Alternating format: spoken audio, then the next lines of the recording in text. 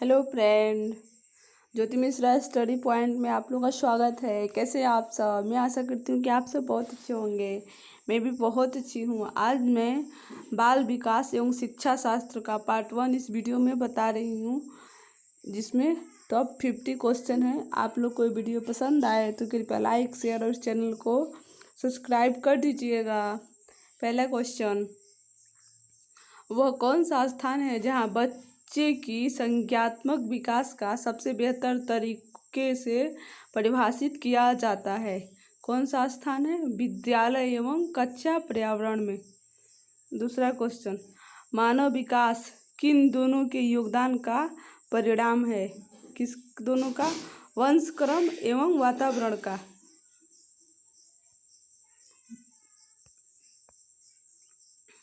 तीसरा क्वेश्चन, निम्न में से कौन सा बुद्धिमान बच्चे के लक्षण नहीं है? तो बुद्धिमान बच्चे के लक्षण कौन से नहीं है? वह जो लंबे निबंधों को बहुत जल्दी याद रखने की क्षमता रखता है, ये बुद्धिमान बच्चे का लक्षण नहीं है। चौथा क्वेश्चन, बच्चे दुनिया के बारे में अपनी समाज का सृजन करते हैं, इसका श्रेय किसको जाता है? पियाजे को जाता है। पांचवा क्वेश्चन, परिवार एक साधन है किस प्रकार का? अनौपचारिक शिक्षा का। अवधारणाओं का विकास मुख्य रूप से किसका हिस्सा होता है? किसका हिस्सा होता है? बौद्धिक विकास का। सातवां क्वेश्चन, निम्न कक्षाओं में शिक्षण की खेल विधि आधारित होती है, किस पे आधारित होती है? विकास एवं वृद्धि के मनोवैज्ञानिक सिद्धांत पे आधारित होती है। आठवां क्वेश्चन, निम्न में से कौन सी पूर्व बाल्यावस्था की विशेषता नहीं है? कौन सी पूर्व बाल अवस्था की विशेषता नहीं है? खेलने की अवस्था। 9 नंबर क्वेश्चन, बच्चों की रुचि बनाए रखने के लिए आप कौन सी विधि का चयन करेंगे? बच्चों को स्वयं गतिविधि करने के लिए देंगे। 10 नंबर क्वेश्चन, मूल्यांकन किया जाना चाहिए किस आधार पे? बच्चों को सिखाने के स्तर का ज्ञान होता है। मूल्यांकन करने से बच्चे के मानसिक विकास होता है।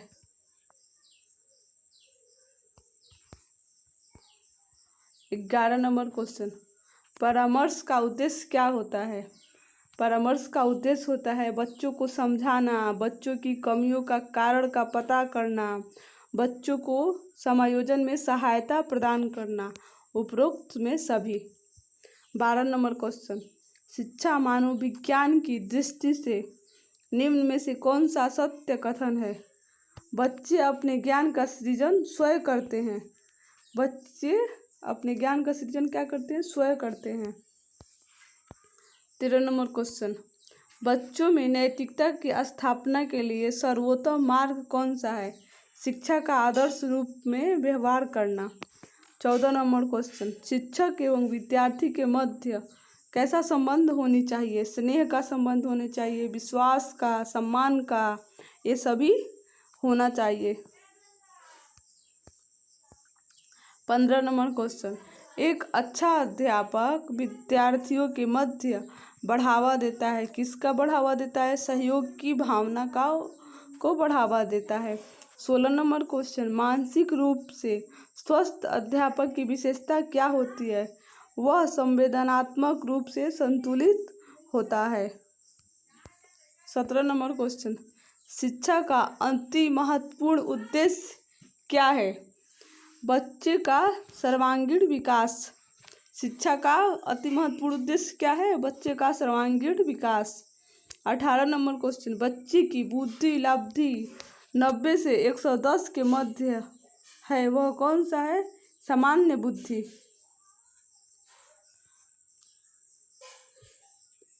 19 नंबर क्वेश्चन, सतत एवं व्यापक मूल्यांकन में व्यापक मूल्यांकन शब्दावली का तात्पर्य क्या होता है? शैक्षिक एवं सह शैक्षिक क्षेत्र का मूल्यांकन करना।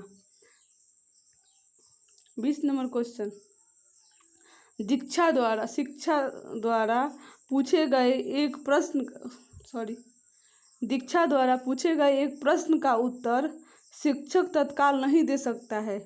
शिक्षक की प्रतिक्रिया क्या होनी चाहिए? शिक्षक का प्रतिक्रिया यह होना चाहिए कि शिक्षक द्वारा इस प्रश्न का सही उत्तर बाद में समझा कर देना चाहिए। 21 नंबर क्वेश्चन, बच्चे की जिज्ञासा शांत करनी चाहिए किससे? तत्काल, जब विद्यार्थी द्वारा जिज्ञासा की गई हो। 22 नंबर क्वेश्चन, आप अनपढ़ माता पिता के बच्चों को अंग्रेजी सिखाना चाहते हैं। आप उसे मातृभाषा की सहायता से अंग्रेजी सिखाने का प्रयास करेंगे। एक टीचर का क्या उद्देश्य होता है? उसके मातृभाषा के सहायता से ही उसको अंग्रेजी सिखाया जा सकता है।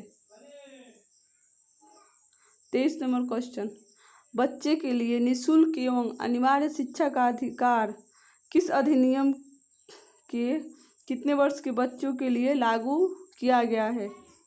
6 से 14 वर्ष के बच्चों के लिए।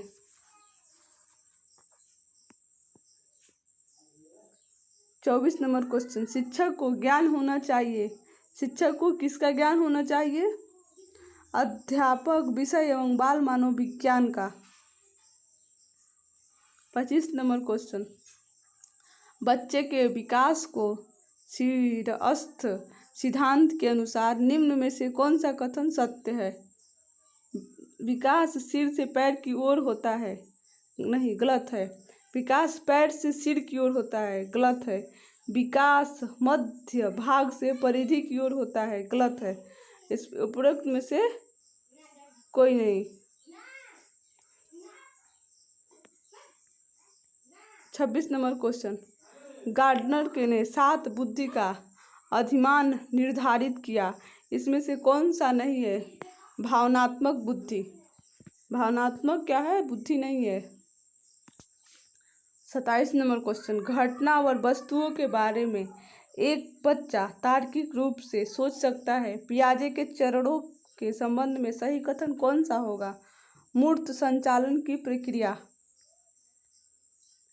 28 नंबर क्वेश्चन, सहयोगात्मक रणनीति की किस श्रेणी में महिलाएं निम्न में से संबंधित नहीं होती हैं? प्रतिरोध की। 29 नंबर क्वेश्चन, व्यक्तित्व विभिन्नता के मिलन के संबंधों में एक अध्यापक की भूमिका क्या होनी चाहिए? व्यक्ति के दृष्टिकोण, अभिरुचि और योग्यता को जानने का प्रयास करना चाहिए।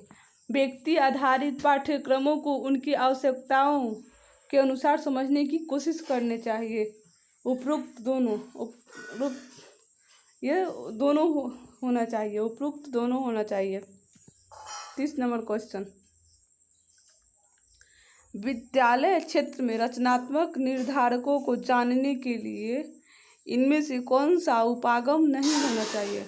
बहुविकल्पीय प्रश्न नहीं होनी चाहिए रचनात्मक विकास के लिए। 31 नंबर क्वेश्चन, आपकी कक्षा में कुछ छात्र अति मेधावी हैं, आप उन्हें किस तरह पढ़ाएंगे? संविधिकरण कार्यक्रमों के द्वारा। 32 नंबर क्वेश्चन, नैदानिक परीक्षा का मुख्य उद्देश्य क्या है? अकादमिक घटनाओं के कारणों का पता लगाना। 33 नंबर क्वेश्चन, निचली कक्षाओं में शिक्षण की खेल पद्धति मूल रूप से किस पे आधारित होती है? विकास एवं वृद्धि के मानव वैज्ञानिक के सिद्धांत पे आधारित होती है। 34 नंबर क्वेश्चन, पृथक समाजातीय समूहों के व्यक्तियों के प्रति बच्चों की अभिवृद्धि साधारणतया आधारित होती है। किस पे आधारित होती है? उनके अभिभावकों के अभिवृद्धि पे आधारित होती है। 35 नंबर क्वेश्चन, प्राथमिक विद्यालय के बालकों के लिए निम्न में से किसे बेहतर मानते हैं? स्वयं के द्वारा किया गया अनुभव को। 36 नंबर क्वेश्चन, विद्यार्थियों के अच्छे मानसिक स्वास्थ्य को बनाए रखने के लिए निम्न में से कौन सा तरीका सबसे महत्वपूर्ण होगा? अध्यापक की भूमिका एवं विद्यालयी वातावरण का। 37 नंबर क्वेश्चन, विद्यार्थियों को विद्यालय में खेलना क्यों उचित है? यह सहयोग एवं शारीरिक संतुलन का विकास करेगा। 38 नंबर क्वेश्चन, जिस प्रक्रिया में व्यक्ति दूसरों के परिवार को देखकर सीखता है वह ना कि प्रत्यक्ष अनुभव से, उसको कहा जाता है, क्या कहा जाता है? सामाजिक अधिगमन कहा जाता है। 39 नंबर क्वेश्चन, एक शिक्षक विद्यार्थी में सामाजिक मूल्यों को विकसित कर सकता है आदर्श रूप से बर्ताव करके। 40 नंबर क्वेश्चन, कौन सा सिद्धांत व्यक्त करता है कि मानव मस्तिष्क एक बर्फ की बड़ी चट्टान के समान है जो कि अधिकांश छिपी रहती है एवं उसमें चेतन की 3 स्तर है? कौन सी है? मानव विश्लेषणात्मक सिद्धांत। 41 नंबर क्वेश्चन, मन का मानचित्र संबंधित है किससे? मन की क्रियाशीलता पर अनुसंधान से। 42 नंबर क्वेश्चन, छोटे शिक्षार्थियों में निम्नलिखित में से कौन सा लक्षण पठन कठिनाई का नहीं है? पठन गति और प्रवाह में कठिनाई का। 43 नंबर क्वेश्चन, भारतीय समाज का बहुभाषिक विशेषताओं को किससे देखा जाना चाहिए? विद्यालय जीवन से को समृद्ध बनाने के संसाधन के रूप में देखना चाहिए। 44 नंबर क्वेश्चन, एक शिक्षा को संसाधन संपन्न होना चाहिए, इसका अर्थ क्या है? उन्हें अपने विद्यार्थियों की समस्याओं को हल करने का पर्याप्त ज्ञान होना चाहिए। 45 नंबर क्वेश्चन, व्यक्तिगत शिक्षार्थी एक दूसरे के से किसमें भिन्न होते हैं? विकास की दर में। 46 नंबर क्वेश्चन, सतत एवं व्यापक मूल्यांकन में व्यापक मूल्यांकन शब्दावली का तात्पर्य क्या होता है? शैक्षणिक एवं शैक्षणिक क्षेत्र का मूल्यांकन करना होता है। 47 नंबर क्वेश्चन, मूल्यांकन का उद्देश्य क्या होता है?